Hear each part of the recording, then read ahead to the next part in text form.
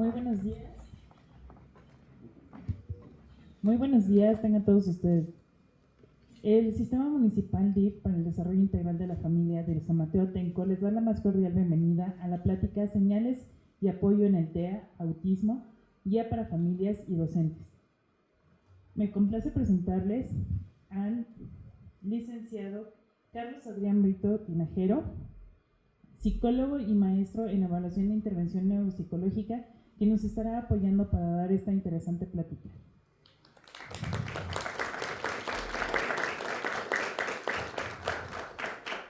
Nos acompaña también la directora general del Sistema Municipal DIF de San Mateo Atenco, María del Rayo González Villar.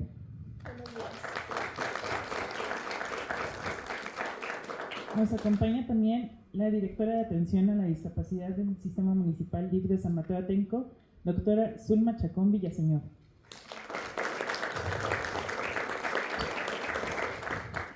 Para nosotros es muy importante el que se hayan tomado el tiempo de acompañarnos, el interés que prestan a esta plática, y agradecemos la presencia de docentes, padres de familia y alumnos interesados en esta gran plática que tenemos para ustedes.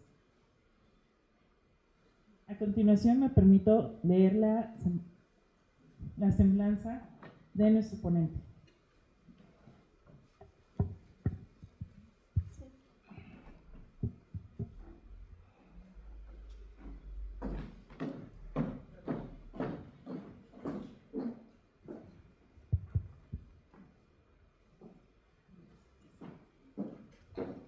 El maestro Carlos Adrián Brito Tinajero es psicólogo y maestro en evaluación e intervención neuropsicológica, egresado de la Facultad de Ciencias de la Conducta de la Universidad Autónoma del Estado de México.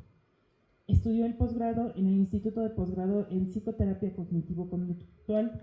Su trabajo profesional se ha desarrollado en la intersección entre la práctica clínica, la docencia universitaria, la investigación y la gestión institucional en el campo de la neuropsicología y la psicología basada en evidencia. Actualmente se desempeña como director general y fundador del Centro Psicológico Interdisciplinario Kairos, CEPIC, como se le conoce también. La institución dedicada a la evaluación neuropsicológica, la intervención clínica y la formación profesional en psicología. Asimismo, participa en la gestión de proyectos académicos y sociales como vicepresidente y fundador de la Asociación de Neuropsicología del Estado de México, ANEM, y como administrador general y tesorero de la Fundación CEPIC-AC, desde donde impulsa iniciativas en atención psicológica, formación y vinculación institucional.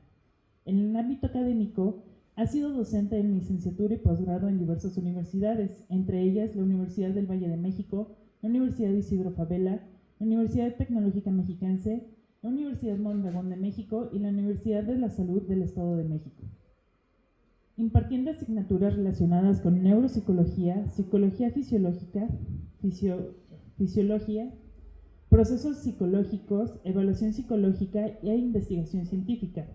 Su actividad profesional incluye también la evaluación neuropsicológica clínica, la intervención en procesos neurocognitivos y la capacitación de profesionales de la salud mental, así como la impartición de talleres, seminarios y conferencias en temas como funciones ejecutivas, evaluación de neuropsicología, tamizaje cognitivo y neuropsicología del desarrollo. Ha participado en eventos académicos y programas de formación dirigidos tanto a profesionales como a instituciones educativas y de salud. En el ámbito de la investigación, ha colaborado en proyectos académicos y cuenta con una amplia publicaciones relacionadas con la medición de fenómenos psicológicos y el estudio de la violencia en contextos sociales, además de participar en asesorías metodológicas para tesis y proyectos científicos en licenciatura y posgrado. Su trabajo integra la práctica clínica, la formación académica y el desarrollo institucional con un enfoque orientado a la neuropsicología clínica, la investigación aplicada y la profesionalización de la psicología basada en la evidencia. Agradecemos el que haya tomado este espacio y sobre todo que comparta esta su vasto conocimiento con nosotros y sobre todo pues, para el personal que está aquí interesado en este tema. Gracias.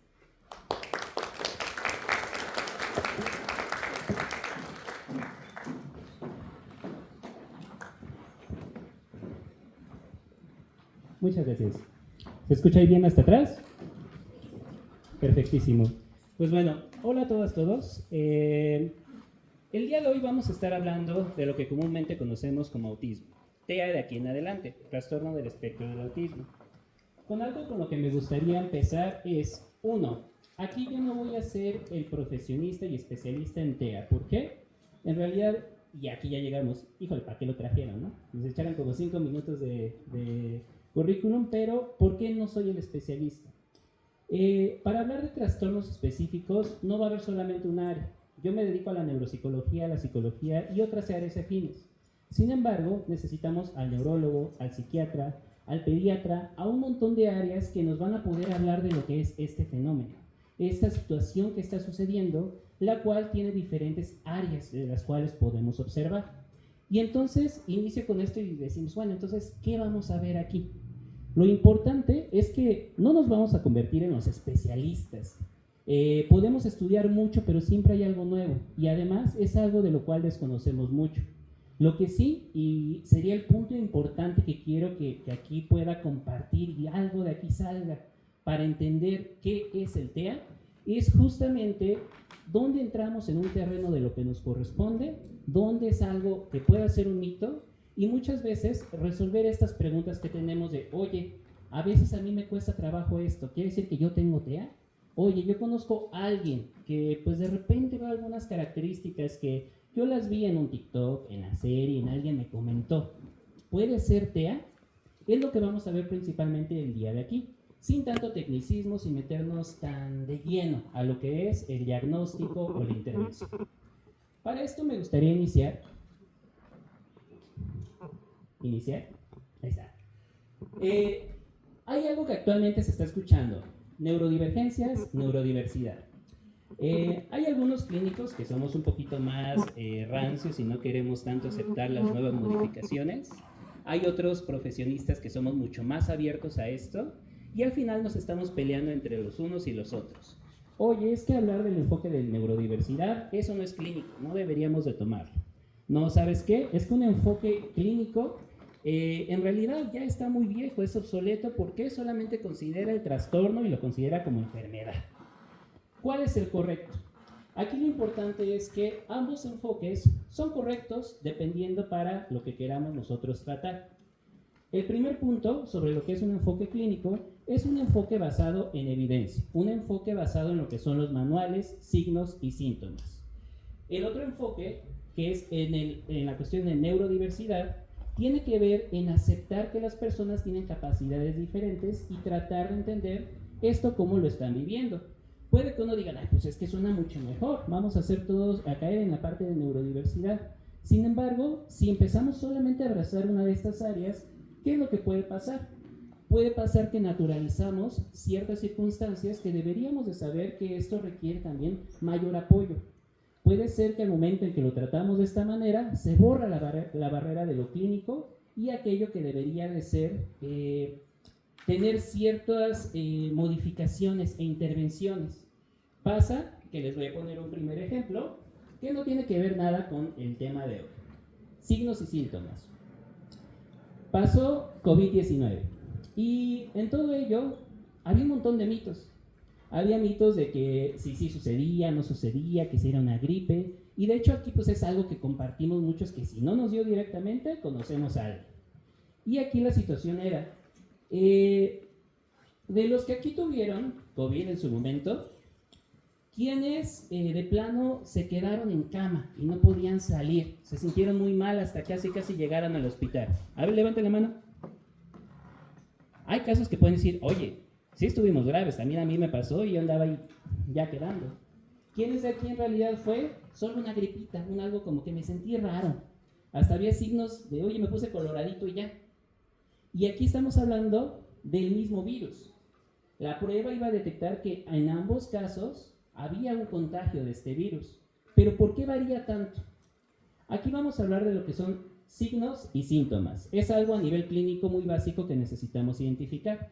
Un signo es lo que el profesionista puede darse cuenta.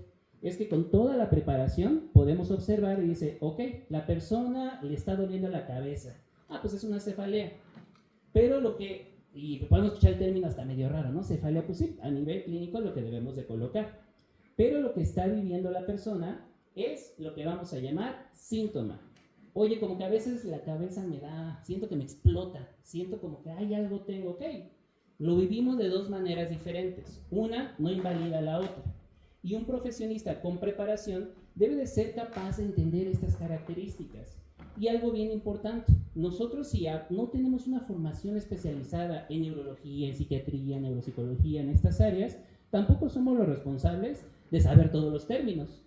Pero lo que sí es muy importante, y vamos a ver el día de hoy, especialmente cuando tenemos sospecha, también hay cierta responsabilidad que debemos de tener para poder apoyar en estas diferentes áreas.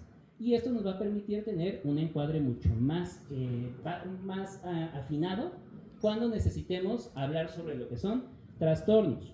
Entonces, no por tener una característica quiere decir que vamos a estar presentándolos todos de la misma manera. Puede ser el mismo signo, lo que el profesionista detecte, pero la manera sintomática de la presencia puede variar. Y aquí, tercer punto. No me voy a meter tanto en esta clasificación. De hecho, a veces los mismos profesionistas desconocen que existen estas clasificaciones para dar un diagnóstico. Pero, ¿por qué la traigo y qué es lo que quiero que nos llevemos de aquí? Lo importante es, tenemos una clasificación para hablar de lo que es la funcionalidad. Y esta se aplica no a nivel enfermedad y trastornos, funcionalidad general. Si estamos nosotros padeciendo algo que nos genera una desadaptación en nuestro contexto, podemos aplicarla. Oye, pero esto se da porque me cae mal a alguien. La podemos aplicar, es un desajuste con el contexto, con alguien más. Oye, ¿qué crees? Me contagié de un virus. También aplica. Nos desajustamos al contexto a partir de ello. Pero algo que muchas veces no se entiende muy bien en la parte del área de salud es que si no sabemos clasificar adecuadamente esto, nos hacemos pelotas. ¿Cómo funciona? Uno, tenemos lo que llamamos la condición de salud. La condición de salud viene siendo un trastorno, por ejemplo, o enfermedad, una demencia, como vamos a hablar de hoy, de TEA. Oye, pero es trastorno, es una condición. Ahorita a este nivel genera una desadaptación independientemente de cómo lo clasifiquemos. Esto va a tener afectaciones en las funciones y estructuras corporales. Sin meterme tanto ahí, ¿qué es eso? La consecuencia directa. Si yo ahorita bajo y me fracturo un pie, si de repente no tengo apoyo sobre ese pie, es una consecuencia directa a la fractura. Es algo que pues está sucediendo debido a esa afectación. Si de repente tengo fiebre y empiezo a sudorar, la sudoración es un signo propiamente de ¿qué? El aumento febril. Estas características, me cambió, ¿verdad? Estas características son las que el profesionista principalmente se centra. Cuando escuchamos, es que el manual tal dice, son estas las características que estamos buscando como signos, como lo que el especialista detecta para llegar a un diagnóstico. Sin embargo, aquí es donde me gustaría que presten mucha atención porque esto es lo que nos va a hacer diferenciar entre cuando sí puede ser algo propio mío o puede ser algo de lo que yo estoy viviendo. Entonces dijimos, voy caminando, tengo la fractura. La fractura entra en la condición de salud. No apoyar el pie, hacer la consecuencia directa, es estructuras y funciones corporales. Pero ahora viene esta situación, actividades y participación. El mismo signo se puede presentar de diferentes maneras. Si alguien se fractura el pie, puede que en consecuencia, por ejemplo, en sus actividades, que es cómo esto le va a estar afectando dependiendo a cómo sea la persona, imaginémonos, aquí todos nos fracturamos el pie ahorita. ¿Vamos a reaccionar de la misma manera? Probablemente no. Unos van a decir, no, pues mira, se te quita nada más y, no sé, te tomas este remedio. Se te quita así, tomas descanso. No, yo voy a ir a trabajar y esto va a hacer que continúe. Varía la manera en que nosotros vamos a reaccionar ante esta fractura. Unos hasta la van a ocultar de, no, van a saber que me caí, qué pena. Otros llegan y dicen, mire, me caí. Esto tiene que ver con la parte de las actividades. Un síntoma que al final sí es parte de la caracterización clínica, pero es cómo ustedes como persona van a reaccionar ante estas características. Ahorita vamos a hablar del TEA y vamos a ver cómo por eso hay tanta variación. Y finalmente la participación. La participación tiene que ver con, ahora sí, el contexto. Es decir, oye, si yo me fracturo, ¿puedo tener riesgo en mi trabajo? Pues no, hasta me mandaron a trabajar en home office, me dieron algunos apoyos extra. Oye, ¿qué crees? Yo me fracturé y pues me dijeron, tú ya no vienes y no te voy a pagar y vas a estar en riesgo. Si ahora nos fracturamos en nuestra escuela, ¿nos puede apoyar o puede ir en contra? ¿Depende de nosotros? No. Depende del contexto. Y esto es como parte de la condición de salud. Una fractura puede ser un riesgo laboral o académico. Puede ser un síntoma, entra en la caracterización, no es un síntoma directo. Esto lo conocemos en la parte de salud como primario y secundario. Pero aquí es donde viene lo interesante. En TEA, en autismo, lo que generalmente escuchamos en redes, TikTok, etcétera, etcétera, es las personas que pueden estar en la condición de TEA pueden tener dificultades sociales o incomodidad social. ¿Ok? La incomodidad social o esto, ¿qué es? ¿Es un síntoma? ¿Es un signo? Y aquí empezamos ya a hacernos bolas de, pues no lo sé. Ahorita vamos a ver qué es justamente por lo que se ocasiona, pero específicamente en TEA hay una afectación cognitiva que hace más difícil que yo interprete y entienda pensamientos. Oye, pero de repente a mí me cuesta trabajo. Sí, pero puede ser aprendizaje, puede ser también una condición que sí sea directa a ese u otro trastorno. Hay un montón de situaciones que al final un especialista tiene todas las herramientas para separar estas áreas. Si no, empezamos a decir, oye, soy yo, tengo este trastorno, ya tengo TDA, tengo TEA, o de repente hay malos diagnósticos. ¿Sabes qué? Me dijo que tiene esto, esto, esto y esto, el paciente, por lo tanto, esta es su condición, sin haber abordado su contexto, la historia de la persona, su aprendizaje, y esto va a ser vital para entender las diferencias entre lo que puede ser un trastorno o bien una afectación no clínica, que sí, nos va a estar afectando y tiene complicaciones en nuestros contextos y vida diaria, pero no entra en los manuales, ¿va? Si hay una duda, las dejamos al final para complementarlas porque mucho de esto es encadenado. Puede que ahorita digan, oye, ¿y qué pasa si yo? Ah, bueno, aquí va a haber una sección para poder hablar de esto, ¿va? Bueno, solamente es para ejemplificar, así es como se mueve este esquema. En realidad es un continuo y es algo que es interdependiente. Si de repente mi contexto no me permite desarrollarme adecuadamente, también va a afectar mis funciones cognitivas, el desarrollo de las enfermedades, y de hecho fue algo que pasó. La mortalidad, por ejemplo, en COVID, ¿por qué aumentaba tanto en México? Porque el sistema de salud a veces no tenía lo suficiente para cumplir con toda la demanda. Y en otros países que el sistema de salud era un poco diferente, la mortalidad bajaba un montón. Entonces esto es una situación como el contexto puede afectar bastante este tipo de determinaciones. Ahora, vamos a entrar en materia. ¿Qué es el TEA? El autismo. Aquí hay un montón de información. Nos podemos entrar a los manuales, y es correcto, pero hay que tener en cuenta, para interpretar los manuales sí necesitamos formación, porque si no podemos confundirnos en que si una persona le incomoda un ambiente social, puede ser, ¿por qué? Porque yo me siento extraño, soy introvertido, no me gusta mucho la gente, o en realidad porque no entiendo qué está pasando. ¿Y qué pasa cuando no entendemos algo? Pues también no nos interesa tanto, como que está raro, mejor hago otra cosa. Entonces, vamos a interpretarlo con esta cautela y ahorita vamos a hablar de algunos ejemplos para tratar de entender cómo funciona, ¿va? Primero, las características nucleares. Quiere decir que esto es lo que más comúnmente vamos a estar encontrando en todo este espectro. Uno, comunicación social, que casi siempre podemos ver algunos comportamientos como escaso contacto visual, dificultad para reciprocidad emocional o problemas en la comprensión del lenguaje no verbal. Si ven, aquí es donde ya empezamos a entrar en eso. Oye, pero de repente yo conozco a alguien como que voltea la mirada. Pues puede que sea pena, puede que sea el trastorno. Al final de cuentas, aquí al hablar de esto requiere, recuerden, tener este juicio clínico. Ahora, conductas restringidas, que pueden ser rutinas rígidas, puede ser también en intereses altamente focalizados, algo muy puntual que a la persona le interesa, le gusta y ahí se mantiene, o lo que llamamos hiper o hiposensibilidad, toda esta cuestión hacia lo sensorial. Básicamente que los estímulos pueden ser bastante intensos, más de los que son, o en realidad pueden sentirse en menor intensidad. Por ejemplo, el dolor.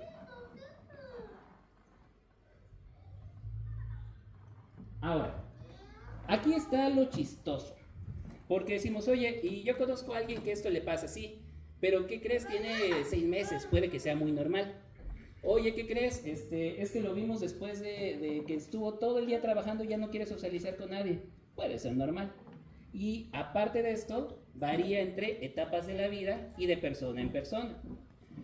Ahora, ¿cuáles son las diferentes etapas en las que, bueno, más que cuáles, porque esto al final de cuentas es una condición, no se crea el TEA, hasta todo lo que sabemos es una condición con la cual se nace.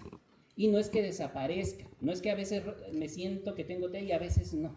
Es una situación continua y tiene que durar durante cierto tiempo, ¿va? De los 12 a los 14 meses, y muy importante, ¿por qué no iniciamos de 0 a 1 año? Es súper difícil detectar que es TEA. Hay algo que llamamos que son pródromos en la parte clínica, que básicamente es como va a suceder. Oye, ya se escuchó un trueno, probablemente llueva.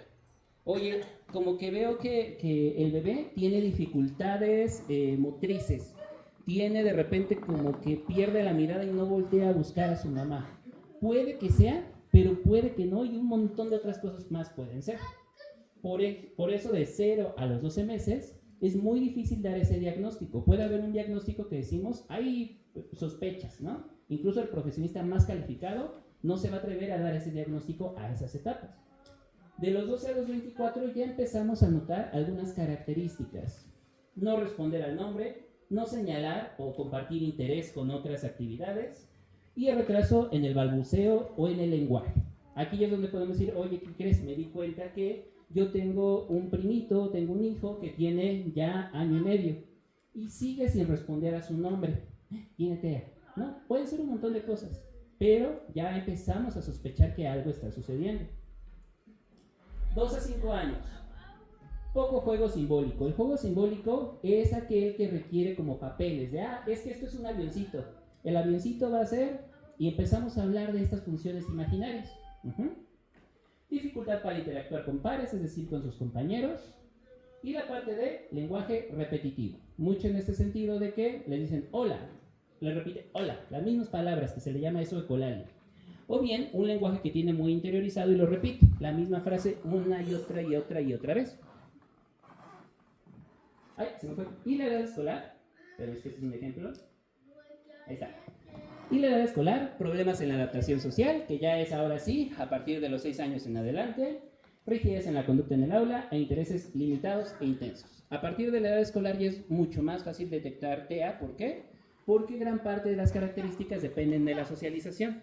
Y cuando ya los niños interactúan con alguien afuera de su familia, empezamos a darnos cuenta de estas características que no solo es en un contexto, es generalizado. Un criterio súper importante para los diagnósticos. No puede haber TEA solamente en la escuela o con la familia. Tiene que ser una condición que se presenta en varios contextos. Ahora, aquí, pues bueno, hemos estado viendo un montón de cosas y hasta memorizarlas es difícil para los que tardamos meses y meses estudiándolo y a veces nos las cambian y sale algo nuevo. Entonces, ¿cómo lo hacemos para poder identificarlo bien?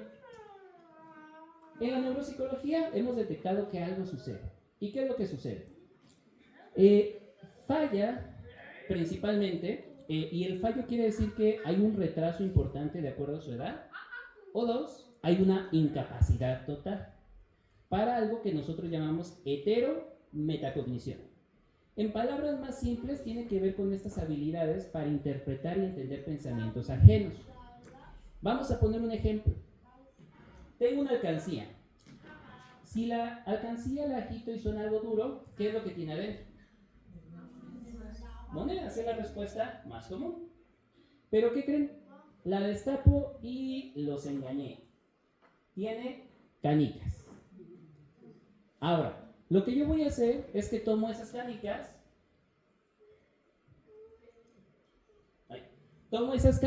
y las vuelvo a meter en la alcancía. Y llega alguien nuevo. A esa persona que va a llegar, le decimos, oye, ¿qué tiene acá dentro de la alcancía? ¿Qué me va a responder? Y acaban de ocupar la heterometacognición. ¿Por qué? Están interpretando el pensamiento ajeno. Se están dando cuenta que no todas las personas saben lo que ustedes saben, sino tienen sus propias ideas. Y parece simple, pero en realidad desarrollar esta habilidad es algo bien complejo. Somos la única especie que tiene esta función tan elevada porque implica que, a ver, primero tengo que detectar quién soy yo, quién es el otro. Mis ideas, tus ideas. Mis ideas pueden equivocarse, las tuyas también. Entonces tú puedes equivocarte de acuerdo a lo que yo sé que es correcto. Todos esos niveles suceden en algo como la otra persona piensa eso. Y esto pasa a nivel tanto cognitivo, los pensamientos, como afectivo. Esta parte de la empatía. Si yo de repente me tiro y me pongo a llorar, ¿qué pensarían? Pueden decir, bueno, es que seguro te estás sintiendo de esta, ta. Oye, y lo veo que se cayó y, siento algo como feo, ya quiero llorar, no sentí algo, me dio risa, quiero reaccionar ante eso.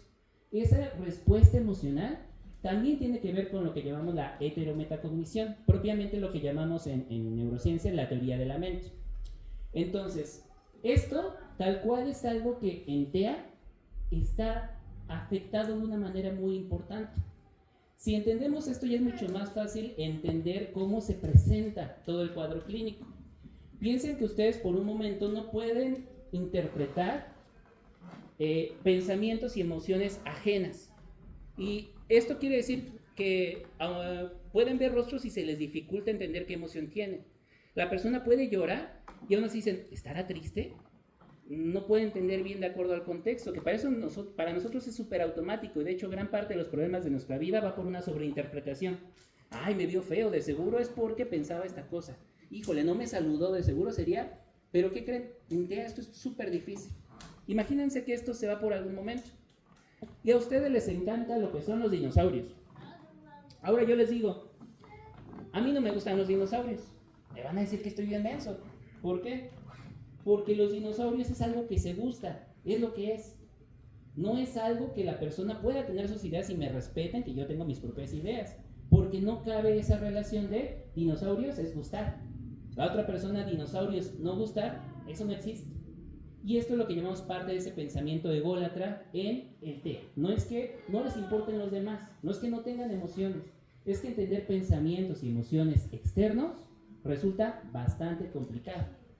Entonces ya es un poco más fácil entender cómo esto sucede y también cuando empezamos a darnos cuenta de eso. Generalmente en el TEA lo podemos clasificar también por el funcionamiento. Va desde primero, segundo y tercer nivel de acuerdo a la asistencia que necesiten. El que más comúnmente vemos, a veces por ejemplo en series, en películas, casi siempre es el de alto funcionamiento. Una persona que es un poco fría, racional, como que es muy directo.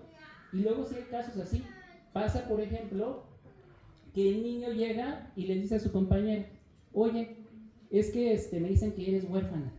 ¿Cómo le dices eso? Es que apenas acaba de regresar porque perdió a sus padres. Eso no se dice y está bien gacho. Hasta si lo digo ahorita puede que digan, sentí feo. Pero esto es algo racional. Pues un niño que no tiene papás, este es el nombre que se da. Oye, pero sí, este es un contexto, entiende cómo se va a sentir.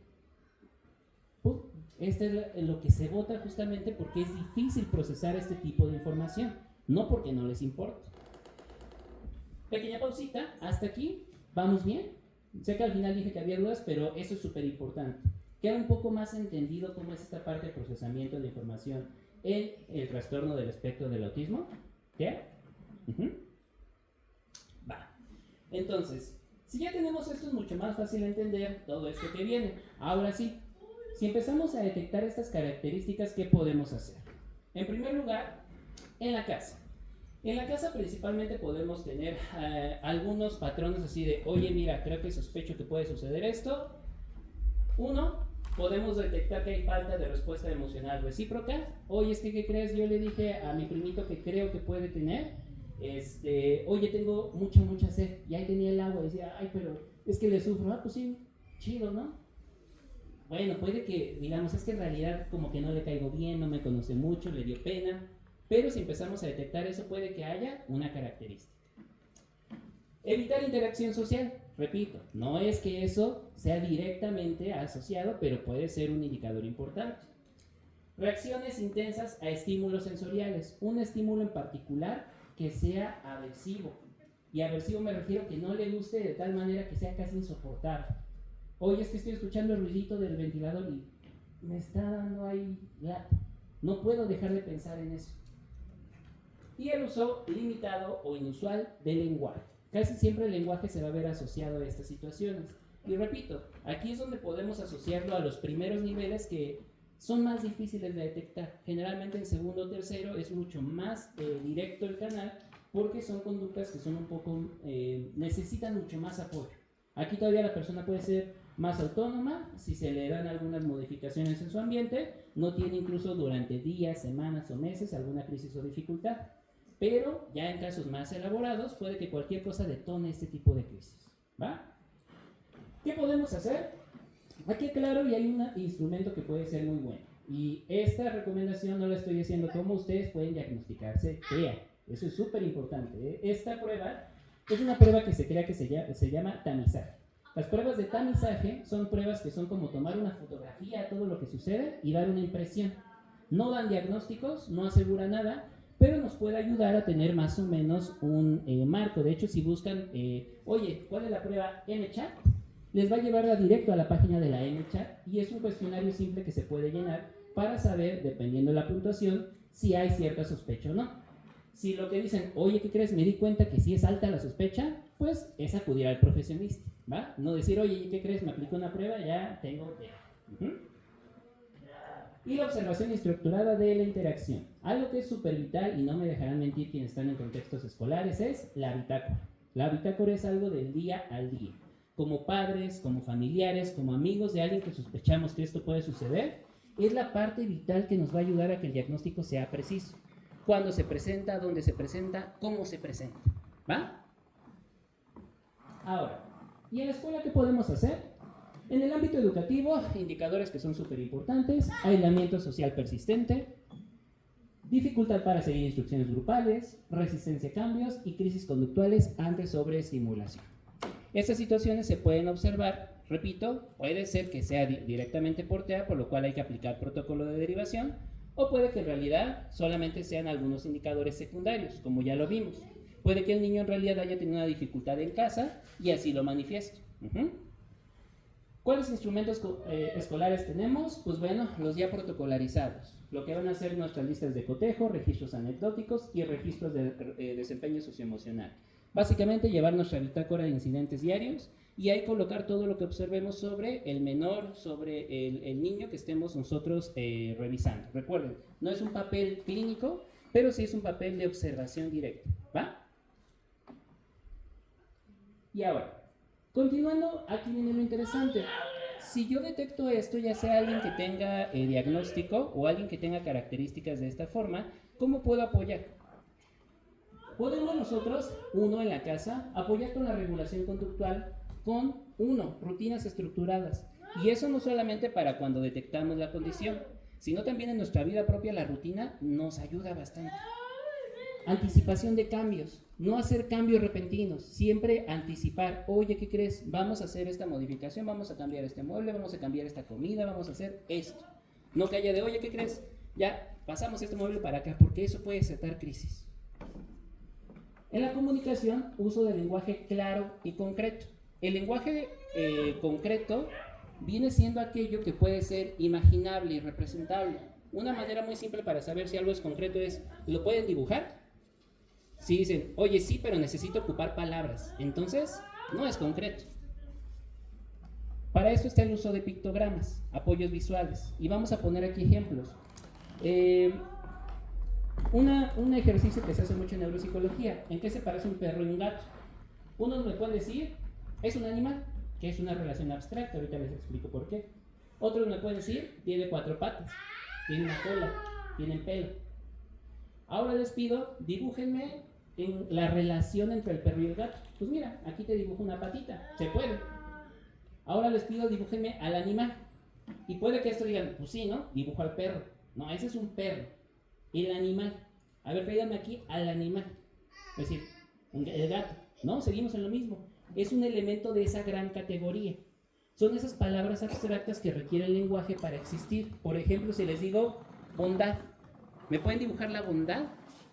Lo dibujamos en actos de bondad. Oye, ¿me puede decir que es bueno? Lo mismo. Hay que evitar el uso de estas palabras justamente con personas que puedan estar dentro del espectro. Oye, es que mira, lo que estás haciendo está muy mal. ¿Por qué? No, porque... Y empezamos con esas palabras, ¿no? es que no es lo bueno, es lo malo, así debería de ser, es que chalala, chalala, chalala. Manejo emocional, la identificación guiada de las emociones, siempre cuando empecemos a hablar de esta parte de, oye, es que ¿por qué le dijiste esto a la otra persona? No tratar de llevarlo a un elemento comportamental de, a ver, tienes que sino, mira, es que la emoción que puede presentar la otra persona es esto, esta emoción, describir cómo se va manifestando de igual una manera concreta, términos que puedan ser representables. Y finalmente, refuerzo positivo y inmediato. Los refuerzos son cuando algo se da que puede mantener ese tipo de conducta. Si dicen, oye, es que, no sé, quiero que una persona que me cae bien siga viniendo a mi casa. Pues cuando viene le voy a hacer de comer lo que le gusta. Y probablemente, ¿qué va a hacer? Que siga yendo a la casa. Ese tipo de situaciones, cuando se da algo o se quita de, oye, ¿qué crees? Es que no vienen a mi casa porque generalmente hay mucho ruido. Pues puedo quitar el ruido, ¿y qué va a hacer? Que vayan más seguido a la casa. Ese tipo de situaciones que hace que se repitan ese tipo de comportamientos son lo que llamamos refuerzos positivos, bueno, hay otros tipos, refuerzos. Y aquí lo que puede suceder es que cuando en TEA algo sucede, luego hay que dar o retirar algo para que eso se siga repitiendo, ¿sí? Entonces, todo ese tipo de situaciones son las que nosotros podemos estar aplicando constantemente para apoyar en casa. Ahora, en la escuela, aquí sí tenemos diferentes formas de poder hacerlo y depende. A veces el contexto lo permite, a veces no. A veces la situación va a ser, lo que es la referencia, poder apoyarnos de los diferentes niveles que tenemos de apoyo. Si no, en la escuela lo que puede hacer es básicamente instrucciones fragmentadas. Tenemos algo que se llama aprendizaje sin error. Y esa es muy buena estrategia como docentes o estudiantes. Se les dificulta aprender algo o enseñar algo, hay que hacer la instrucción lo más simple posible. Si yo les digo, oigan, ¿y cómo tomamos agua? Pues agarra la botella y te la tomas. Y generalmente así funciona. Oye, tarea, quiero que me hagas una investigación sobre este concepto. Eso es una instrucción muy largota. Una manera muy fácil de aprender y poder apoyar a que otros aprendan es fragmentarlo. Paso 1, te acercas a la botella. 2, con tu mano lo tomas. Luego con la otra mano lo destapas. Luego lo acercas y luego lo bebes. No hay forma de equivocarnos en cada actividad. Y si sí, entonces quiere decir que lo tenemos que fragmentar todavía más. Hacerlo por pasos tan chiquitos es lo que nos va a estar permitiendo aprender este tipo de situaciones. Reducción de estímulos distractores, como lo decíamos, quitar todo lo que pueda ser estímulos que no necesitemos. La parte de espacios de regulación, en el caso de ciertas crisis, poder tener un espacio donde relajarnos. Estrategias pedagógicas, una enseñanza estructurada, repito, nada como la rutina. Uso de apoyos visuales, pictogramas, a lo que vamos. Los pictogramas son mágicos en este tipo de situaciones, porque si no lo podemos representar en un pictograma es como cuando vemos no fumar. Ese humanito que está ahí, salida de emergencia, pero sin palabras. Refuerzo de diferencial de conductas, que este ya es un poco más elaborado, cuando sí se presenta lo que esperamos siempre dar, el reforzador, como decíamos. Y la interacción social, modelado de habilidades sociales, algo que es súper importante. Recuerden, si se nos dificulta entender los pensamientos y emociones ajenas, lo más fácil que podemos hacer es no explicarlos, demostrarlos. Oye, mira, es que con tus compañeros quiero que te saludes bien. Ya entramos en el terreno abstracto. Ok, mira, lo que quiero que hagas es que con tu manita derecha se les tiendas. Mira, como yo, y le enseñamos cómo hacerlo. Es más fácil imitar que estar explicando y describiendo y haciéndolo tan abstracto. Y finalmente, el trabajo en pequeños grupos. Ayudan muchísimo a reducir la sobreestimulación. Ahora, ¿cuáles son las señales para derivación? Y eso es súper importante porque hasta aquí más o menos ya vamos detectando cómo se está moviendo esto del TEA sin meternos en el manual. Ya sabemos más o menos cómo podemos apoyar y entender justamente cuándo puede ser algo propio de la persona o algo que depende de otras situaciones. Repito, al final esto requiere formación de años para poder ya tener el ojo clínico y decir, es que probablemente lo está haciendo el lugar, es la persona o sí, es la condición.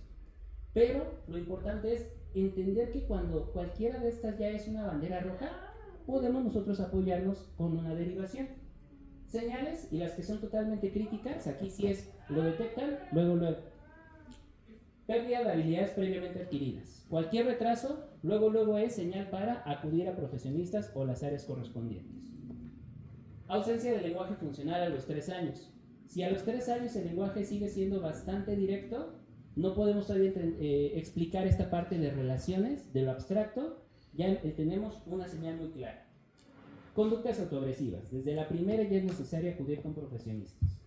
Y las crisis conductuales severas y frecuentes. Crisis conductuales podemos verlo como berrinches, como cuando hay sobreestimulación, cuando hay algo que al final se vuelve desadaptativo en donde estamos. Derivación. ¿Cuáles son nuestras estrategias? La estrategia no genera mejoría en 4 u 8 semanas, directamente hay que ver qué más pasa. ¿Por qué? Nos llega a pasar mucho de, oye, es que te mandé a mi caso, lleva una semana, ya tuviste una entrevista, pues ¿qué onda? Espero que haya ya algún cambio. Espérense tantito. Hay que ver cómo ha evolucionado, entender su contexto, entender todo, y empiezan los cambios donde sí, es ese margen 4 o 8 semanas para esperar cambios. Si no, hay que ver qué otros canales tenemos también para poder trabajar. Hay un impacto significativo en el funcionamiento académico, interacción social o regulación emocional. Si aún con intervención o con apoyo vemos estos, también otra derivación. Finalmente, el proceso en México ya está estandarizado. Ahí sí, ya lo han visto una y otra vez qué hacer cuando lo detectan, dependiendo cómo sea, ya sea a nivel estatal, a nivel escuela, diferentes áreas, qué apoyo podemos tener para la detección, cuando detectamos este tipo de situaciones. De esto ya no me voy a meter mucho porque ya son protocolos más específicos. Ahora, hasta aquí, ya más o menos vamos agarrándole. ¿Hacia dónde lo llevamos? Y aquí hay algo muy importante. ¿Qué podemos ahora sí hacer? Ya tengo esta información, pero procedimentalmente, ¿cuáles son mis protocolos que yo tengo que estar ejecutando? En casa, y esto ya va como listita de manual. 1. Identificar. Esto ya hasta aquí hemos tenido algunas características. Vamos a verlo. Si un niño de repente hace una rabieta, ¿ya sería derivación o no? ¿Quién quiere participar? Imagínense, están en casa normalmente y un niño de repente se tira, hace rabieta y dice, oye, yo quiero esta cosa, ¿no me lo compras? Me tiro y lloro. ¿Puede ser o no puede ser TEA? Ahí puede ser, sí o no, hay muchas cuestiones, depende. Al final de qué va a depender, hay que observar. ¿Es algo propiamente del niño? ¿Es algo que ha sido constante? ¿Ha sido algo, todo lo que vamos viendo? Entonces, aquí es donde ya empezamos a entender que no todas este tipo de situaciones requieren una derivación directa. Pero lo que sí podemos hacer es empezar con un registro. Esto como papás. Y repito, las bitácoras que pueden manejar dentro del ámbito escolar son muy valiosas. En el ámbito de lo familiar, cuando tienen hijos, por ejemplo, pueden estar registrando cuando se van presentando. ¿Por qué? Ya cuando sí detectan, oye, es que siempre hace una rabieta cuando estamos viendo este programa. Y a veces puede que con eso detecten cierta sensibilización a cierto estímulo. A veces hay signos que parecen no ser clínicos, pero luego lo pueden ser. Entonces, para una derivación, vamos a TEA nuevamente, principalmente alteraciones que tengan que ver comportamentales repetitivas, muy centradas a pocos estímulos, aspectos que tengan que ver con la interacción social, donde dijimos, la dificultad se presenta en entender pensamientos ajenos y emociones ajenas. Si entendemos eso ya es mucho más fácil. Oye, ¿qué crees? Es que de repente vi a Juanito, que Juanito le estaba diciendo a su compañera, no sé, se enfermó mucho, se sentía mal porque tenía, ahora se asusta por los médicos y le dice, ay, pero pues, y le dice algo bien feo. Una cosa que dicen, oye, pero eso no le dices, apenas acaba de regresar. ¿Puede ser o no ser un signo? Depende nuevamente. Por eso, derivación al especialista. ¿Puede ser un signo? Sí. Juanito en este caso no tiene una capacidad de entender el pensamiento ajeno y la emoción o entender el contexto en que lo dice. Pero al final saber si lo está haciendo de esa manera o sencillamente porque le cae mal su compañerita, porque todavía no tiene ese filtro desarrollado, ese es el otro boleto. Entonces, Si empezamos a detectar cualquiera de todas las que vimos, hay que planear la derivación. Registrar frecuencia, intensidad, contexto y finalmente implementación. Implementación que en casa podemos hacer cosas básicas, rutinas y apoyos visuales. Todo lo que tiene que ver, repito, pictogramas es una herramienta muy valiosa. Lo que puede ser representado con imagen sin palabras es concreto, ¿sí? Y finalmente la consulta. El camino básico también sucede esto. Oye, y si tengo la sospecha, ¿con qué especialista voy? Y aquí, dependiendo del área, yo les puse, es que es un neuropsicólogo, porque yo lo soy. No, puedo trabajar esa área, pero quien primeramente lo puede ver es el pediatra, porque ya vimos, pueden ser un montón de cosas. Puede ser que haya otra enfermedad que esté afectando una condición de vida o una situación justamente en el contexto o con la persona, ¿va? El pediatra nos va a ayudar a revisar y poder decir, oye, ¿sabes qué? Ya descarté estas variables, puede ser sospecha de TEA, ahora sí vamos con un especialista. Y ahora, aquí ya no me voy a meter en ello, solamente dejarlo entender. ¿Cuáles son los protocolos de aquí? ¿Cómo sé que un profesionista está haciendo bien su chamba?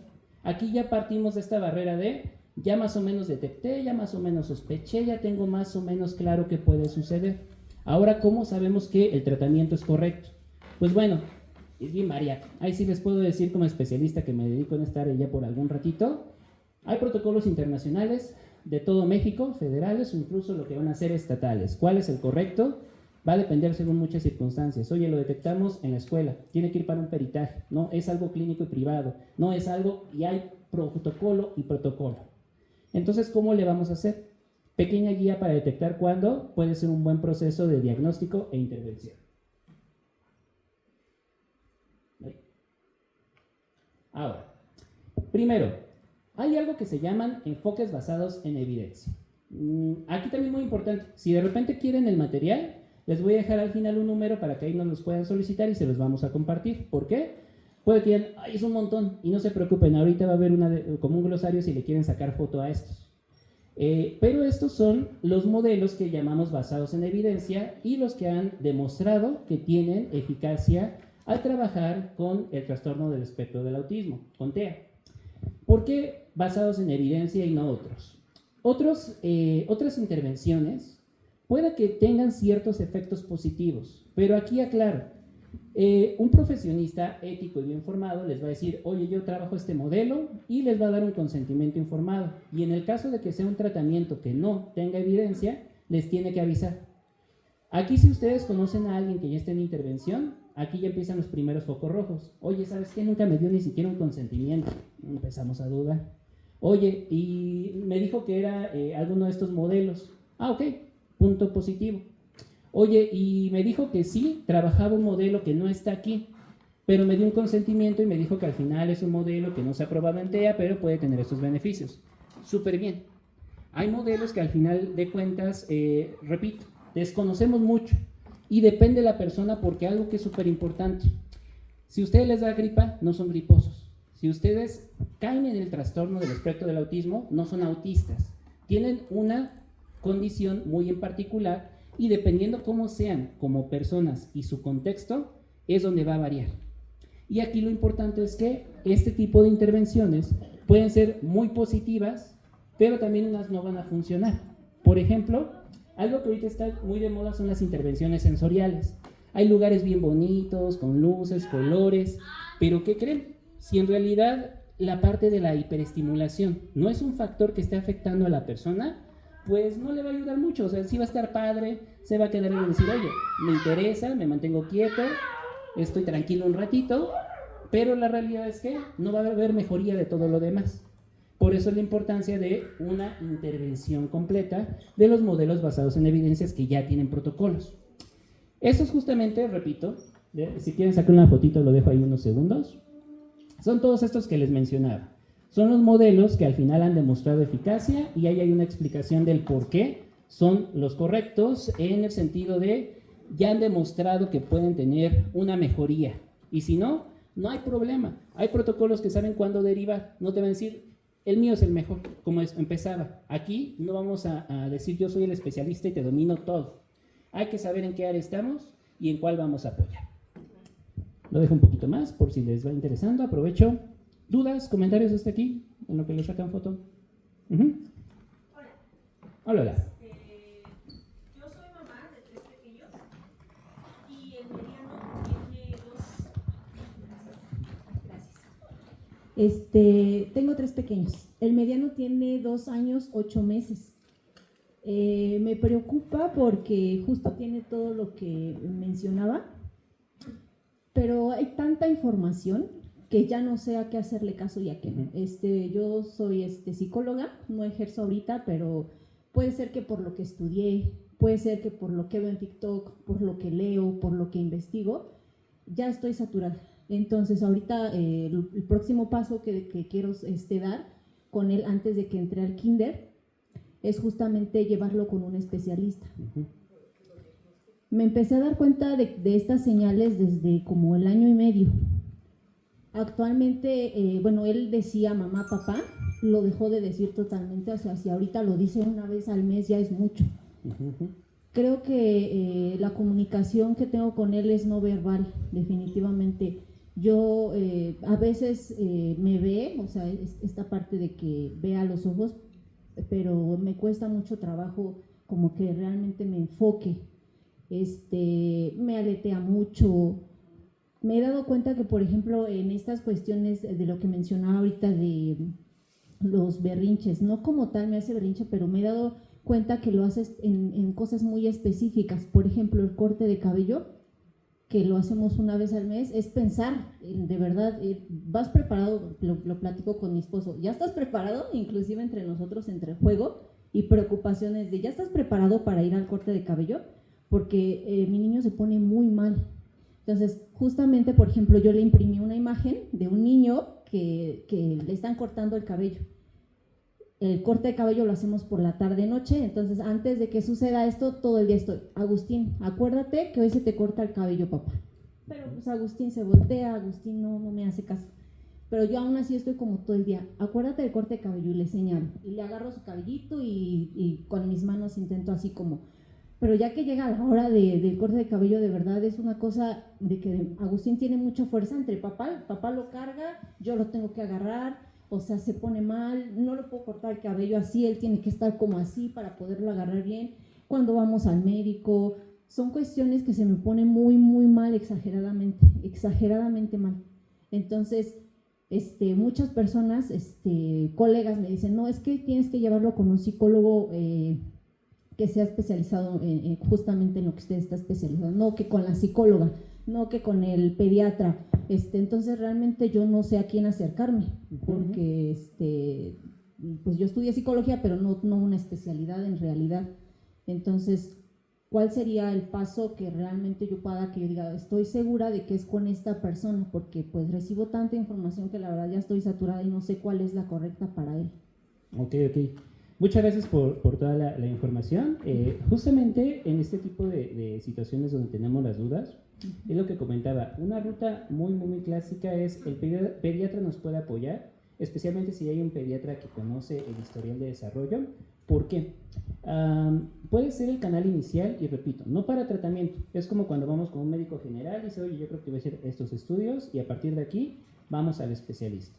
Porque el pediatra al final de cuentas puede apoyarte mucho en poder detectar si algunas cuestiones son como propiamente de su contexto, decir, oye, es que aprendió a hacer ese berrinche porque puede que al final de cuentas sí sea un berrinche y sea una situación con la que evitó estas situaciones y lo está repitiendo. Puede que de repente digamos, ¿sabes qué? No, es una cuestión que fue surgiendo, pero si notamos, hay diferentes características que yo sí recomendaría, hay diferentes opciones. Al final, aquí hay como una pelea de quién puede intervenir adecuadamente. Neuropsicólogos, psiquiatras, neurólogos infantiles, cualquiera de los tres puede, pero aquí viene el punto, que tengan la formación, idealmente algo de lo basado en evidencia. ¿Por qué?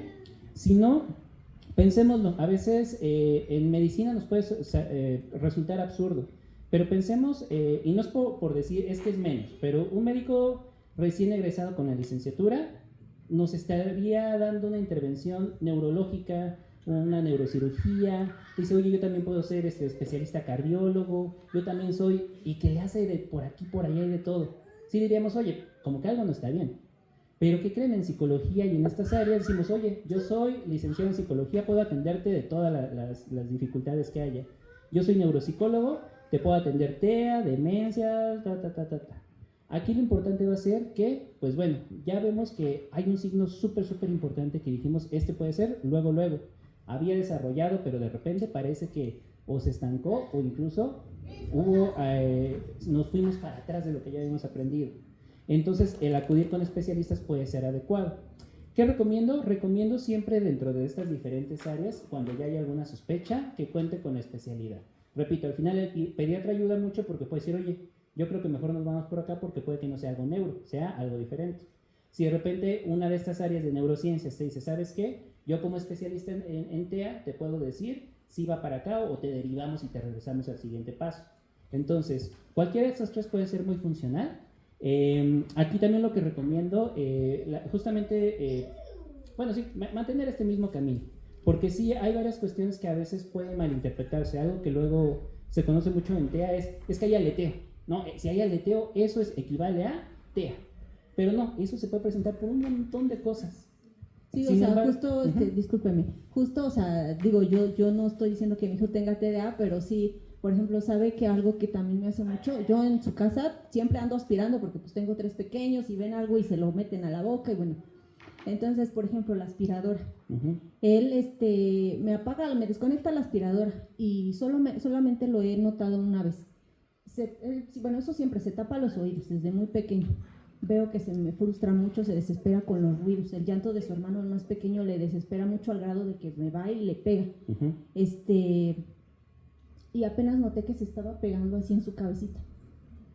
No solo es eso, son muchas cosas, pero que también digo, o sea, no por eso puede, porque hay una línea muy delgada en donde digo, híjole, es que hasta a mí me desespera el ruido de su hermano, ¿no? Y también a veces me tapo los oídos de que digo, ya, suficiente, ¿no? Tantito silencio y digo, pero, o sea, la línea tan delgada, digo, ¿es normal o no es normal? Entre muchas otras cosas que hace que gira en su propio eje, que él prefiere 1000 veces estar en el piso, porque considero que él se siente más estable. Por ejemplo, él también se da golpes y él parece, o sea, y se da cada golpezazo de repente y como si nada, Agustín como si nada.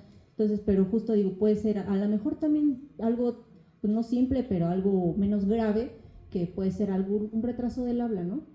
No lo sé, entonces, pero bueno, ahorita ya me queda un poco más tranquila que digo, bueno, con algún especialista justamente que usted me está señalando que tenga algo de esto, y pues checar, ¿no? Que coincida con todo esto. Justamente, de hecho, al final les voy a compartir información para saber dónde pueden encontrar más información al respecto. Pero sí, como ves, varios así casi como de presentación, oye, si notamos esto, para acá, ok, fuimos cumpliendo con varias características. Aquí lo importante sí es ya llegar con un especialista. Cualquiera de esas tres áreas te pueden ayudar. Solamente te recomiendo muchísimo tener alguna formación de estas, porque si no, luego sí podemos conducir por caminos que quizá no son los ideales. Gracias. Ahorita podemos retomar igual para algunas dudas. Gracias. ¿Verdad?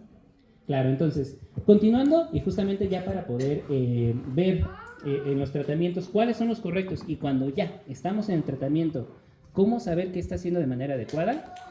Repito, primero es que sea basado en evidencia. Siguiente es, siempre hay situaciones que son las banderas rojas para cuando vamos a especialistas. Si encontramos cualquiera de estas, hay que tener sospechas sobre cómo se están llevando los procesos. Y esto no me lo estoy sacando, sino es la práctica que se recomienda a nivel tanto nacional como internacional. 1, no realizar diagnósticos en escuela y familia. Hay a veces que el diagnóstico se saca en una sesión. ¿Por qué? Los papás me dijeron o me trajeron este inventario de la escuela. No, una evaluación es mucho más amplia. Requiere una observación y cuando es una evaluación no sale en una sesión. Requiere bastante trabajo para poder llegar a esto. Evitar autoetiquetas, esto más una cuestión personal. Recuerden, muchas veces cuando estamos de, oye, pero es que me cae muy mal esta música, entonces tengo TEA. Esto invisibiliza mucho cuando en realidad está el verdadero diagnóstico y a veces es esta dificultad para llegar a donde necesitamos. Autoetiquetado prematuro. Antes de los 12 meses hay que evitar empezar ya a dar diagnósticos. Sí, puede haber ciertas características que pueden apuntar, pero no se da el diagnóstico. Priorizar una comunicación clara con los cuidadores. Siempre un profesionista les va a estar diciendo cómo va el proceso y les va a aclarar. Oye, pero es que no quiero decirte porque yo soy el experto. Es que ahí está, esa es mi prueba. No, siempre tiene que haber esa comunicación directa de qué estoy haciendo, por qué y todas las características de la evaluación. Garantizar la confidencialidad. Eso es un elemento fundamental que a veces se hace por la práctica clínica. Oye, mira, saqué fotos con mis pacientes. Oye, ¿sabes qué? Hoy te hablé de un caso. O incluso a un nivel más amplio. ¿Saben qué? Vamos a hacer una actividad y aquí están todas las personas con un diagnóstico. Este tipo de situaciones son bastante graves, parte de las banderas rojas.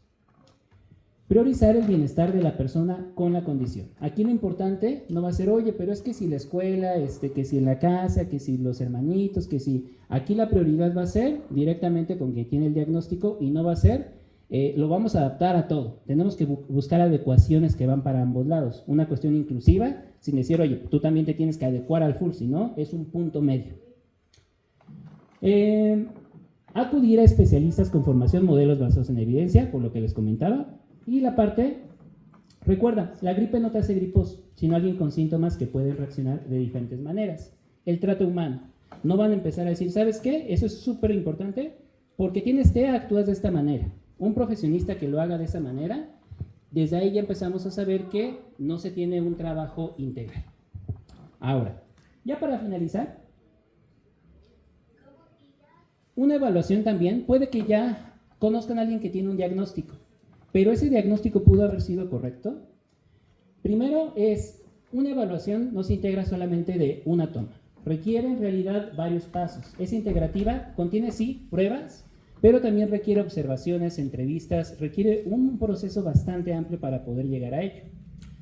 Contextual también no solamente es dentro del consultorio lo que ahí sucedió, considera lo que es el idioma, la educación, condiciones de evaluación, sociedad, cultura. Contempla todo lo que está pasando alrededor. Como les decía, el ejemplo de COVID. Tuvimos y algunos estamos bien felices, otros estamos cayéndonos. Entonces, va a pasar algo similar. Puede que el diagnóstico sea correcto, pero si no sabemos cómo se opera, vamos a pensar que todos van a actuar de una misma forma.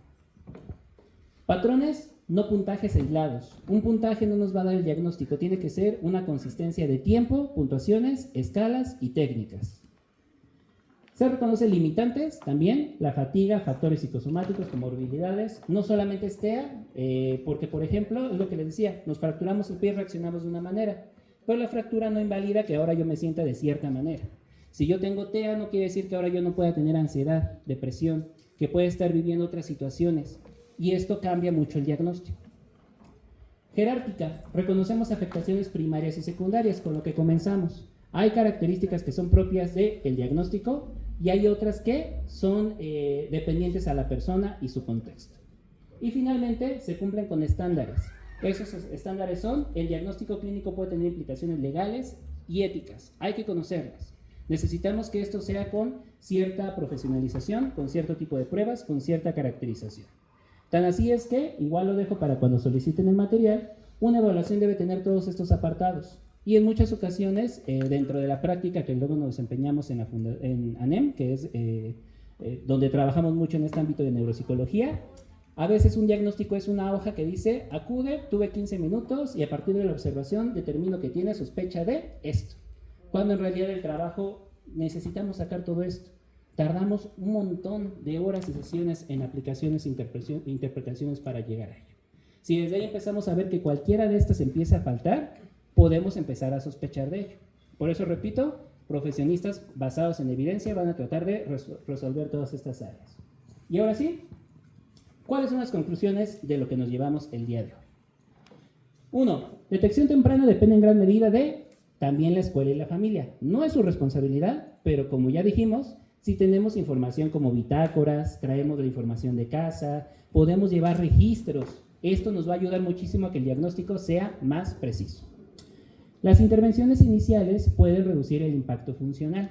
Es decir, cuando detectamos antes, esto ayuda muchísimo a que el pronóstico sea mejor, que haya un mayor avance. La derivación oportuna mejora el pronóstico. Cuando empezamos a detectar cualquiera de estos signos, no hay que quedarnos con, oye, yo creo que tengo TEA, o creo que alguien tiene TEA. Siempre hay que acudir con profesionistas para poder trabajar a tiempo. La coordinación institucional es crítica. repito, y como comencé, soy neuropsicólogo, pero no voy a ser el experto en TEA. Necesito al neurólogo, al pediatra, al psiquiatra. Necesitamos a todos los que aquí se van a involucrar para poder dar una buena intervención y diagnóstico. El diagnóstico únicamente puede darlo un especialista. Tanto no lo va a dar redes sociales, no lo va a dar alguien que fue a una conferencia, no lo va a dar alguien que tuvo un taller, lo va a dar alguien que tiene la formación específica en ello. Extra, basado en evidencia. Ni los manuales van a describir a las personas, ni las versiones empáticas explican los síntomas. Ni una versión va a ser la totalitaria. La versión clínica no va a entender por todo lo que hace la persona, sin una visión ética y humana. Y tampoco una versión de, oye, yo tengo el enfoque de neurodiversidad, ahora me hace experto en TEA, necesitamos la formación clínica sí o sí. Y todavía desconocemos mucho, pero juntos construimos un mejor futuro con ello. Puede que esto que les comente dentro de unos meses cambie, y así sucede con lo que es esta área. Tenemos esto hasta este momento, de hecho la información está actualizada, lo más reciente que ha salido, bueno, si ha salido algo como en estos últimos meses y no lo encontré, puede haya sido, pero en realidad está basada justamente en la información hasta donde ahorita estamos, en recomendaciones internacionales y nacionales. Pero repito, esto puede cambiar, nos vamos dando cuenta de muchas cosas, tan así es que todavía no sabemos exactamente qué causa el TEA. Sí, hay un gran porcentaje que sea genético, pero lo genético es que no tenemos bien detectado el gen, sí sabemos más o menos unas variaciones, pero aún así, exactamente por qué sucede, no lo sabemos. Hay mucho que desconocemos. Entonces, pues con esto estaríamos finalizando. Se ve muy chiquito, pero si alguien necesita la información, les dejo aquí, son todas las referencias por si quieren conocer más del tema. Y si necesitan encontrar esto, pueden enviar información a cualquiera de estos medios, ya sea al número telefónico, un WhatsApp, con esa información, materiales TEA, conferencia de Adrián Tinajero. Les hacemos llegar toda la presentación, o directamente si quieren conocer un poco más, pueden hacerlo en esas dos áreas, CEPIC Psicología o ANEM, que es la Asociación de Neuropsicología del Estado de México. Pues espero que esto les haya ayudado mucho. Cierro con esta frase: ni los manuales van a escribir completamente a las personas, ni la empatía por sí sola sustituye la intervención. El reto es integrar ambos con responsabilidad. No somos ni totalmente clínicos, ni totalmente neurodiversidad. Es un enfoque combinado. Entonces, pues espero que algo de aquí les ayude. Si tuvieran dudas o algo, cerramos con esas. ¿Dudas, comentarios?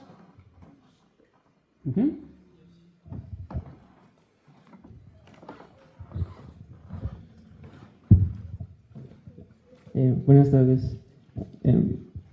Pues como mencionó hace un momento, usted, bueno, a su consideración, en el tema de la salud mental, como es el trastorno del TEA, ¿por qué considera o cree que pues va como que clasificándose? O sea, porque antes como que tenía muy poquitas clasificaciones y después como que se va actualizando y actualizando. Y bueno, esa es la primera pregunta. Y bueno, mi segunda es como que qué factores influyen en el tema de cómo se crean o se observan esos nuevos características para crear o clasificar ese otro TEA o ese otro trastorno. Bien, muchas gracias por la pregunta. Pues mira, respecto a la primera, ¿qué hace que cambie? ¿Cómo es que sucede esto? Lo dejo de tal manera que el actual manual, que es, por ejemplo, estamos ahorita en la versión 5 del DSM, y aún así está la versión revisada, ya tiene fecha para actualización. ¿Por qué? Hay varias cosas que no se consideraban, y así es lo que pasa en la ciencia. ¿Por qué? Les recomiendo basado en evidencia que tiene que ver con procesos científicos. Y al final, luego sucede cuando vemos el medicamento y tiene un montón de efectos adversos. Oye, te va a generar esto y aquello, que a veces parece mejor la alternativa, algo diferente, algo natural que aparentemente no tiene estos efectos. ¿Por qué me voy con esto? Generalmente estos manuales van variando a partir de lo que se haya aprendido. ¿Recuerdan el ejemplo que les mencionaba de lo que es teoría de mente, heterometacognición, el del porquito? Eso todavía no está en los manuales, pero ya lo sabemos. Ya hay un montón de información al respecto, sin embargo no se ha actualizado. Y esto sucede porque al ser un proceso científico se critica a sí mismo, por lo tanto se mejora a sí mismo. Va cambiando continuamente porque buscamos cada vez afinar más. ¿Y por qué no lo sabemos? Porque en realidad todo lo que son neurociencias estamos en pañales. Llevamos poco tiempo en este tiempo y aunque parece que ahora sabemos un montón, hace casi 100 años teníamos todavía la duda si el cerebro en realidad era el centro o era el corazón o era la sangre. Y en realidad hay muchas dudas todavía al respecto en estas áreas.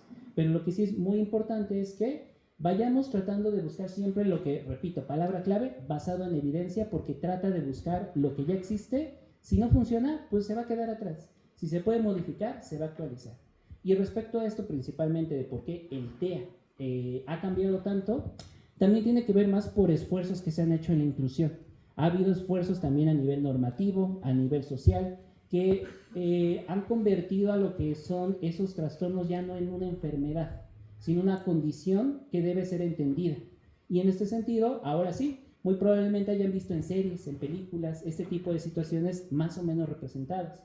Digo, tiene su efecto. Puede ser que ahora creamos que tenemos esto, ¿no?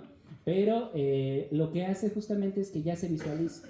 Al haber mayor visualización, ahora pasa que en muchos casos que hicimos como que se clasifica, ¿no? Algo raro sucede. Ahora es, ¿sabes qué? Tengo que ir con un especialista. Ya tenemos información y entre más información vamos puliendo más. Por eso cerrado justamente es una responsabilidad compartida. Si llegamos a estas áreas, poco a poco vamos a ir mejorando. Y repito, puede que en unos meses lo que ahorita vemos haya cambiado. No sé si respondí las dos preguntas. Sí, claro. Bueno, también me gustaría hacer una última que acaba de mencionar sobre lo de que últimamente, bueno, se ve más como una inclusión el tema del TEA y cree que eso, o sea, impida que, por ejemplo, lo vean como una enfermedad o que lleguen como que a recetar algún medicamento mucho más fuerte o que lleguen a indagar más en el tema por el tema de la inclusión. En realidad no lo creo porque ahora lo que está sucediendo con gran parte, por ejemplo, lo que se va a actualizar con el DSM es en tratar de entender antes el contexto y otras variables que antes no se hacía. Ahora va a ser obligatorio para dar un diagnóstico. ¿Por qué? Ni es un enfoque clínico todo gacho donde vamos a ver a la persona como objeto, que eso ya tiene muchos años que no se hace, pero ahorita no debe de aplicarse, pero tampoco es este otro enfoque. Y creo que sí, ahorita mucha de la tendencia ha sido un TikTok, un video en Facebook, un video en Instagram, algo que me dice qué es cuando es una persona que no tiene la profesionalización. ¿Afecta a nivel social? Sí, porque a veces invisibiliza el diagnóstico. Pero a nivel clínico, al final, es lo bueno de la ciencia. Tiene que cumplir con etapas y si entró por un camino que quizá no era el correcto, pero llegó hasta el final, va a aplicarse. Si entró por otros caminos, incluso correctos, y no cumplió, se va a frenar. Entonces, tiene sus efectos, sí naturaliza mucho en la sociedad, pero al menos en el contexto científico y de lo basado en evidencia, es más optimista. Vamos modificándonos y adaptándonos para incluir y mejorar las condiciones. Muchas gracias. Perfecto, entonces no sé si ya nos da tiempo para otra pregunta o ya cerramos. Una pregunta más. ¿Alguna duda, comentario? ¿No? A ver, yo quiero preguntar algo, maestro Carlos. Ujú. Su servidora Lorena Porcayo, directora de Educación a sus órdenes. Aquí están presentes directoras de jardín de niños estatales, en las cuales justo tenemos mayor cantidad de niños con esta condición. Una vez un niño que ya esté diagnosticado profesionalmente, hablando de la responsabilidad compartida dentro de esta institución educativa, se recomienda que lleven una bitácora. Ahorita que estamos viendo la conclusión, esta bitácora, si les pudiese apoyar desde su punto de vista profesional, que les pudiese decir, aquí tenemos a nuestras directoras de los jardines de niños y qué tendría que considerar dentro de esta bitácora para cuando surgiera alguna situación dentro de esta responsabilidad compartida en su comportamiento de la niña o el niño. Gracias. Perfectísimo. Perdón por voltearme, andaba nada más viendo acá. Hago bolas. Justamente, aquí está. Cuando nosotros hagamos nuestra bitácora, lo clásico siempre va a ser, no importa que no seamos especialistas, pero detectar cuándo pasa, el contexto en el que pasa y las situaciones, quiénes estuvieron presentes, todo lo que puedan detectar, y eso es bastante valioso. ¿Por qué? Como especialistas, hay ciertas situaciones que necesitamos detectar. De, oye, solamente pasa en casa, en la escuela o con esta persona. Esto nos ayuda a hacer un diferencial muy valioso que a veces en la evaluación nos tardamos un rato en pregunta, oye, mándale esto a la profesora, ve esto por acá. Y aparte la bitácora a nivel tanto legal como procedimental nos ayuda bastante en la detección de estos procesos. ¿Qué generalmente podemos estar nosotros detectando? Básicamente tiene que ver con todo el comportamiento, pero especialmente en TEA, la detección de aspectos sociales, comunicativos, cognitivos a la manera que dijimos. Esta parte cuando digan, oye, como que de repente veo que no entiendo una emoción externa, no entiendo un pensamiento externo. Y repito, en esta situación de, oye, lo que hablamos del ejemplo de la alcancía. Oye, es que le expliqué esta parte, pero nada más como que veía que no, se le dificultaba mucho. Hay que registrar esto.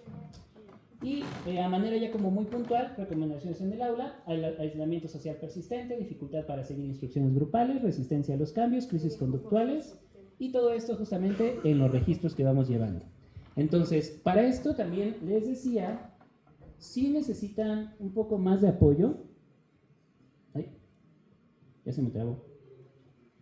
Bueno, pueden buscar la MChat, lo que les colocaba, si no también nos pueden colocar ¿cómo se llama? Mandar un mensajito al número que tenemos, ya que en la presentación viene linkeado el sitio para que puedan descargar. Es una escala donde pueden revisarlo. Repito, este tamizaje no les da un diagnóstico, no es una evaluación, pero sí tiene todos los indicadores que podemos observar en el aula, en la escuela u otros contextos. Entonces, si lo requieren, contáctenos y les pasamos toda la información, pero son los criterios más generales. Gracias. Entonces, Yo tengo una pregunta. Mi pequeño sí ya está diagnosticado con autismo, tiene 6 años, pero el problema que tengo con mi pequeño es muy selectivo con la comida. Entonces, hubo un momento que ya me aceptaba toda la comida seca, que era bistec, pechuga, y últimamente estábamos batallando bastante que no nos quiere agarrar casi nada.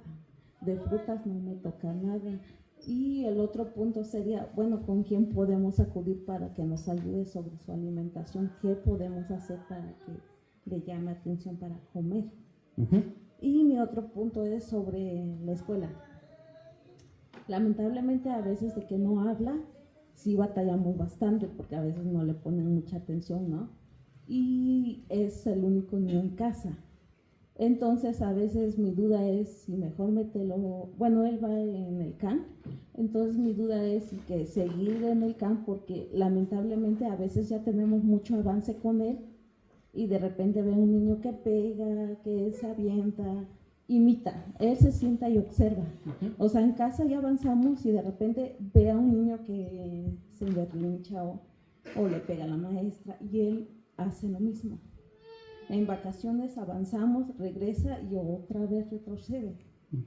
Entonces mi duda es si mejor meterlo en una escuela normal, pero lamentablemente como no habla, es en inquietud de mamá, digo, ¿qué va a pasar con él?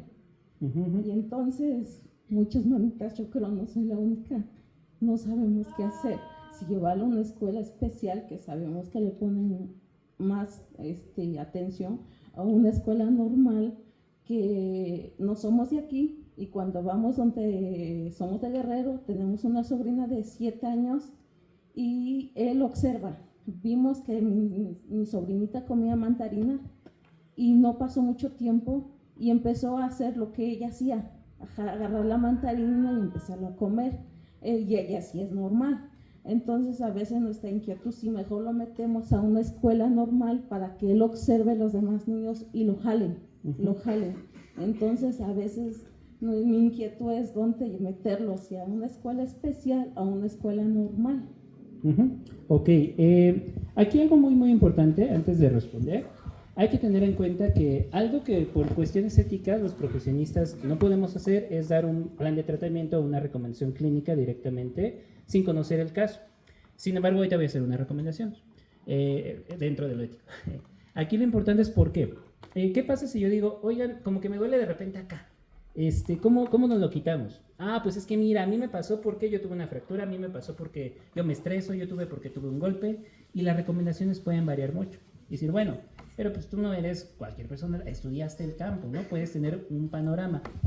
Sí, ¿no? Porque pasa exactamente lo mismo. Sí, pero ahora yo debo de entender. Empieza a ser algún tipo de comportamiento como rabieta. Puede ser cuando haya cierto tipo de comida o ya no quiera. Pero, ¿por qué sucedió? O sea, si ya estaba y hubo algún cambio, fue algo en su contexto, algo propio, algo por maduración, algo en la escuela. ¿Y cómo lo podemos trabajar? Porque a partir de ahí es donde el tratamiento pudiera apoyar mucho en ser personalizable. Al final no hay un tratamiento general que le vaya a servir a todos. Respecto ahora sí, respondiendo. Vimos aquí algunas recomendaciones que son vitales. Rutinas estructuradas, tener así, lunes hacemos esto, o para comer paso A, B, C, D. Uso de pictogramas, imágenes de cómo se va a ir realizando la actividad, también ayudan muchísimo. Y aquí también lo importante es el modelaje. El modelaje es, yo más que decirte cómo se hace, lo voy a hacer. Mira, haz lo mismo que yo. Esas 3 estrategias pueden ayudar mucho en la vida cotidiana, pero al final son recomendaciones generales. ¿Qué podemos hacer? Dependería aquí justamente de, no sé dónde se le haya dado el diagnóstico, si a partir de ahí tuvo un especialista, hay un profesionista que le pueda dar seguimiento, sería ahí lo más puntual, continuar en esa misma línea, porque si yo hago una recomendación muy puntual de, sí, tiene que suceder esto, no conozco su contexto, su historia de vida, las características, y puede que más que favorecer, vaya para otro lado. Pero de todas maneras, en la información que dejaba al final, ya no le puedo cambiar, pero ahí tenemos más información de apoyo si se necesita, e incluso si lo necesitan, no está ahí la información, pero en la página de CEPIC, www.cepic.com.mx, pueden encontrar la información de lo que es Fundación CEPIC, que para ello va a ser algo muy similar y va a haber apoyos justamente respecto a estas áreas. Entonces, ahí mismo y a costos bastante accesibles de recuperación, se puede tener ya estrategias más puntuales. Entonces, perdón si no puedo dar como una recomendación tan directa, pero estas 3 generales pueden apoyar muchísimo, apoyarse con el especialista y a partir de ahí tratar un plan hacia dónde dirigirnos. Porque en realidad cualquiera de las 2 alternativas pueden ser muy positivas, solamente depende cómo lo afinamos. Solamente una pregunta. Pues, ¿Fundación CEPIC es con S o con C? Fundación con CEPIC, C de casa, como aparece hasta abajo, nada más déjenme, ya llegué. Es CEPIK, CEPIC. Dentro de la página que aquí aparece, espérenme. Listo. Ahí están las páginas. Número por si requieren que les mandemos el material para más información, 722-878-8249. Repito, 722-878-8249, como se muestra en la pantalla.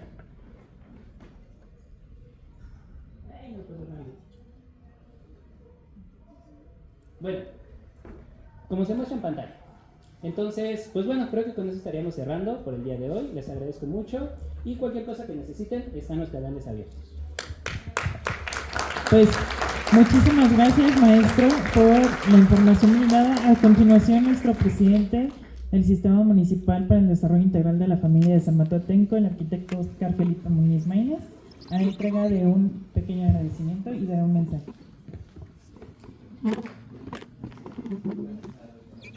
Gracias, muchísimas gracias a todas y todos por estar el día de hoy aquí.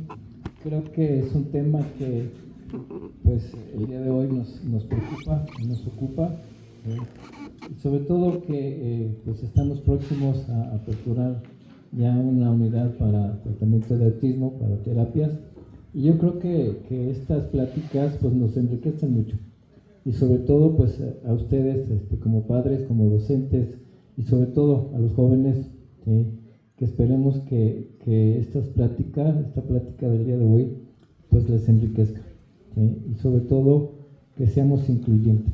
Un niño, una niña, un adolescente, un adulto con autismo, no olvidemos que es un ser humano, y que merece todo nuestro respeto.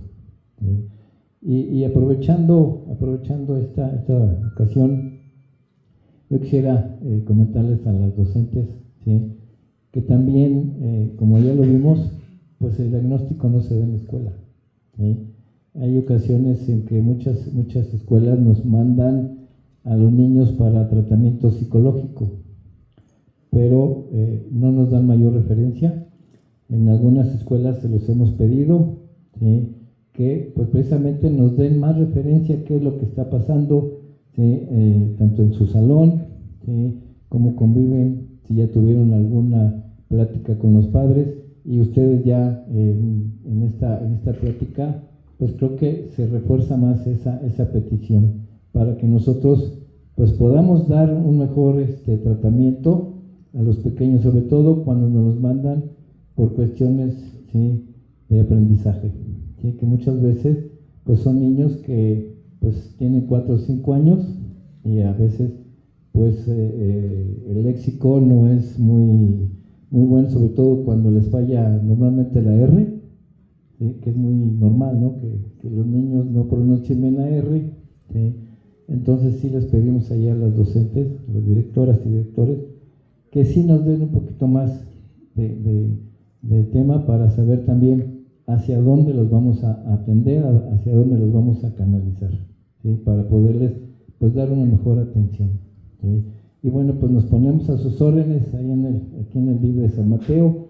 Ya próximamente les informaremos cuando aperturemos esta unidad de autismo para que precisamente pues podamos atender, ¿sí? Es un tema muy complicado, muy difícil, ¿sí?, pero yo creo que como decía el doctor, ¿sí?, haciéndolo todos juntos, ¿sí?, yo creo que vamos a poder dar una mejor atención, ¿sí? Así que nuevamente pues muchísimas gracias por estar aquí el día de hoy, doctor.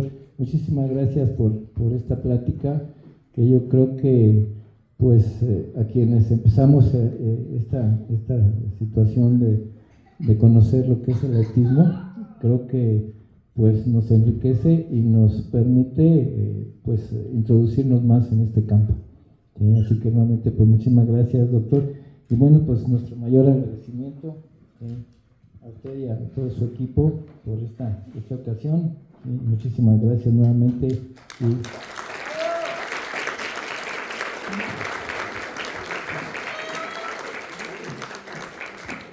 Y pues esperemos que no sea la primera ni la última, ¿verdad? No sé si estén de acuerdo.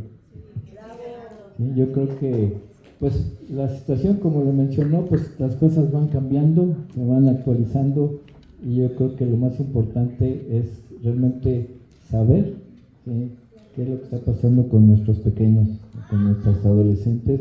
Así que nuevamente pues gracias a todas y todos ustedes por estar aquí el día de hoy, y sobre todo pues muchísimas gracias, doctor, por esta plática tan interesante. Nuevamente gracias. Gracias a todos.